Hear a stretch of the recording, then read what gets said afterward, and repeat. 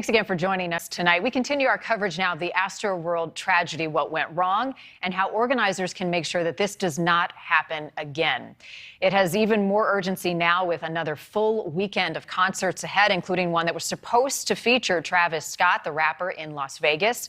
Russell Stuart is the former security director for Post Malone and has experience in crowd control at these festivals, and he is joining us live tonight. Russell, we appreciate your time. Thank you. Thank you so much for having me. So many are pointing the finger at Travis Scott right now, saying that he should have done more to protect his fans. What do you think? Well, I mean, everybody wants to blame Travis, but I really think that there's been a breakdown across the board. There is many cogs in the wheel of security at a festival of this size.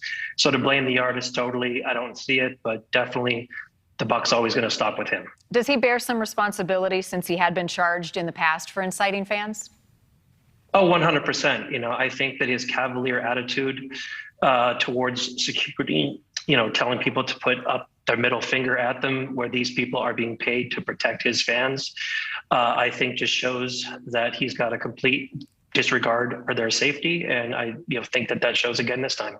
So based on your experience, you've been at these big festivals before, and what you have seen and what we know about this one from the videos that are all over social media, the fan accounts of exactly what happened, where do you believe were the biggest missteps and lapses in security?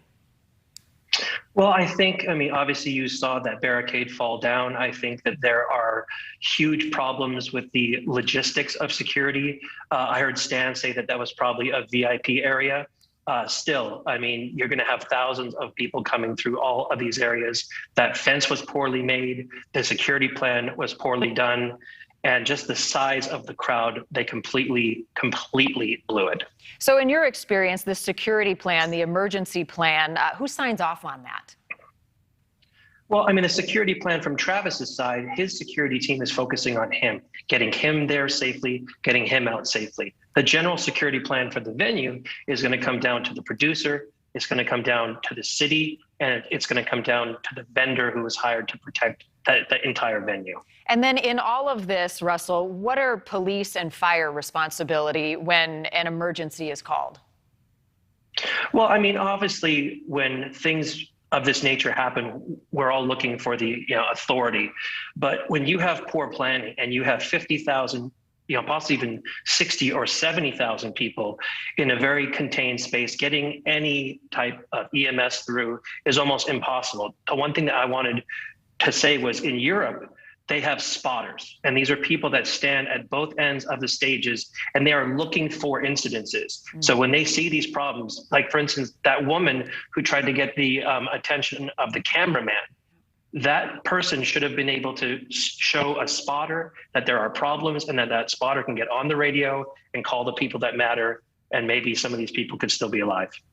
Rare, but not unheard of. We've seen this happen before. Are you surprised it's happened again? And what steps do you want to see before the next one?